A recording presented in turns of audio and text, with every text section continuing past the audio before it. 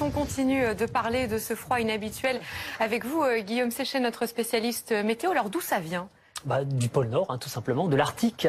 En fait, ce froid est quand même assez exceptionnel. C'est quasiment la première fois, en tout cas depuis 1979, qu'on a une situation aussi généralisée, on va dire, sur quasiment toute l'Europe, avec cette pulsion d'air froid qui nous vient directement du pôle Nord, qui touche absolument toute la France. En 1979, donc la dernière fois qu'on a vraiment eu cette situation, eh bien, il neigeait quasiment partout.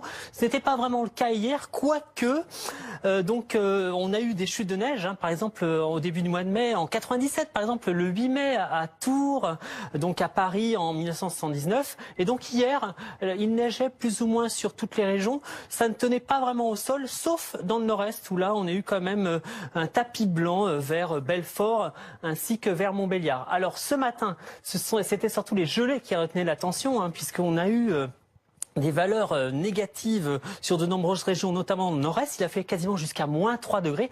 On a même battu un record à Brest. Il n'avait jamais fait aussi froid pour un mois de mai, donc à Brest, avec moins 0,2 degrés. Il a fait 0,3 degrés à Auch. Même chose, un record battu. Et demain, on va sans doute encore battre des records, puisqu'il pourrait geler encore plus fort, puisque la nuit sera dégagée. Il y aura moins de vent. Du coup, les gelées vont se généraliser à quasiment toute la France, jusqu'à 2 degrés, mais 2 degrés sous abri. Ce qui signifie qu'au sol, on aura sans doute des valeurs négatives, puisqu'au sol, il fait plus froid que sous abri. Bon alors Guillaume, ça a le mérite de l'originalité, mais on n'a pas forcément envie que ça dure. Comment ça va évoluer? Alors ça va évoluer plutôt positivement, on va dire, puisqu'il ne peut pas quand même faire froid définitivement. Merci. À partir de mardi, en fait, le vent va s'orienter au secteur ouest, et donc on aura un flux d'ouest perturbé avec de l'air plus doux. En contrepartie, on aura des perturbations pluvieuses quasiment sur toute la France, et donc la deuxième partie de la semaine sera très pluvieuse a priori. Les précisions donc de Guillaume Séchet.